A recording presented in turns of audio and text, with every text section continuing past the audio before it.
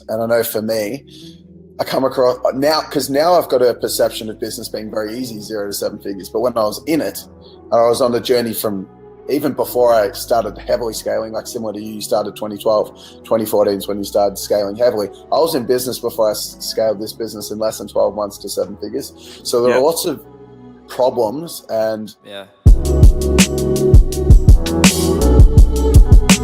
take me to the truth and insecurities that I had and shit like that stopped me from getting there. Could you talk about a couple of the biggest hiccups you went through from 0 to 7 figures and how you're able to overcome them? Some of the biggest hiccups that I ran through in my business, honestly, was an internal thing that I've had to deal with for a long time. A little bit about my previous background, like prior to entrepreneurship and stuff. I grew up in a very, very wealthy background when I was younger. I was born in India, lived there till I was 11, and then I moved to Canada. My family owned one of the largest travel agencies there. At one point, my uncle and my dad opened an airline in India, and to go down that route. And I seen this fucking crazy high. Like I was traveling first class, business class, when I was like 6, 7 years old. Most people hadn't even seen the world that I'd already seen at that age. And my parents left all of that and came to Canada to give me and my brother a better opportunity. And like it put me into an internal loop. And I struggled with that a lot of the time. So it was more of a deserving thing for me. Was the biggest thing was like, do I deserve this?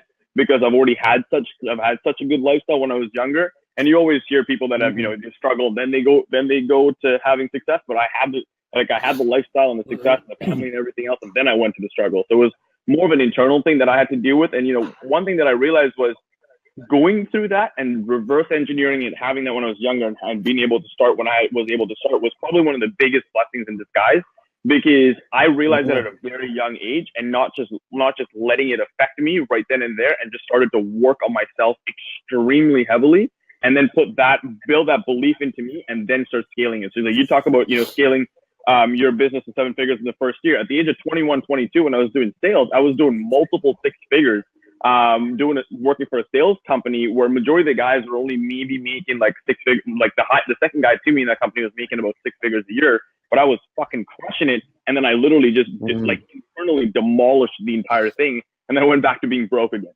So I've had a lot of people reach out, obviously, because I'm doing lives all the time, wanting advice on how to do lives or asking me why I do lives. And I've never spoken about it before. I just do them all the time. And the main reason I do lives is because I love consistent interactive engagement with my audience. I love talking about content. This is what I do. It's my passion.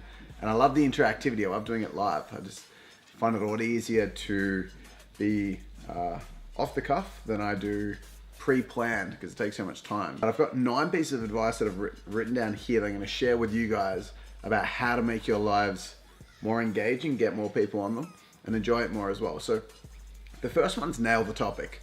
Second thing is make the topics relevant to what you're doing at the moment. So if there's something that you've been thinking about in your own life, or something that is got seasonal relevance to what time it is at the moment. So let's say, for example, it's coming after Christmas. You could talk about something that's Christmas related from a marketing point of view, for example. Keep it casual. It shouldn't be something that's formal and scripted. You want to make it off the cuff. Most of the content I do is this way. It's always just whatever I say, one take. And the more casual it is, the more relatable it is. People don't want to be listening to a robot live because people want to interact with that person. Make it fun is the next piece of advice. Make it enjoyable. For me, I'm always cracking jokes when people put comments up. I'll make fun of them and I'll just have fun with it because I'm there to enjoy it. I actually do lives because I really enjoy them.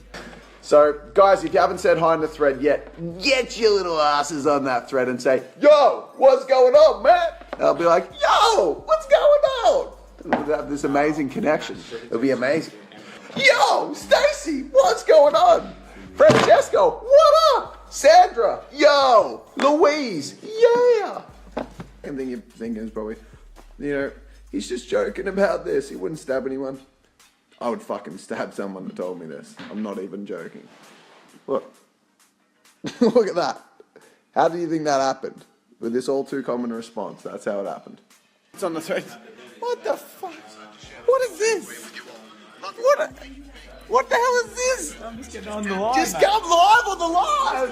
Participate live on the live. Interact with people. Say their names. If people can tell that you're having a conversation with them, then they're going to be more likely to stick around. So if you actually mention them and say, oh, Jennifer's just said this, Jennifer's going to be a lot more inclined to want to stick around and come on for more lives because she knows that her voice is going to be recognized, and that's really important. Certainty is really important. Go on there, own yourself fully, be super certain, and just trust that you'll come out with the right content. A lot of people try to, like I said, over-plan it, but they're really insecure and worried about it. If you go in looking to enjoy it and you are certain, you back yourself to get the content nailed, you're going to do fine. Next thing, tell people what you want them to do. If you want them to share it, like it, comment, you have to tell them. People aren't mind readers. People won't just do naturally what you want.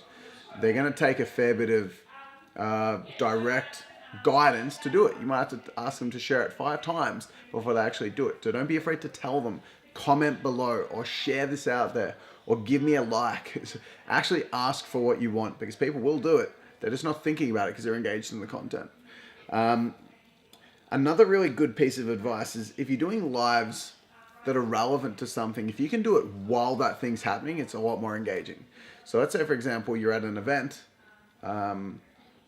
Let's say you're at some kind of seminar. Live some of the seminar, then talk about the summary. Don't just do the summary. I do a lot of lives after, just for the sake of it, but if you really want great lives, do it mid-activity. So if you're a fitness coach, do it mid-workout session. Do a workout on it. Make it more engaging. Don't talk about the workout solely. That's if you want it to be most engaging. And lastly, draw it out. Don't try to go short, sharp, nail it. Draw it, like talk and discuss it. Be conversational with it, but draw it out. Because the longer your live goes for, the more people will jump on. Because people are seeing that you've gone live at different periods in their notifications.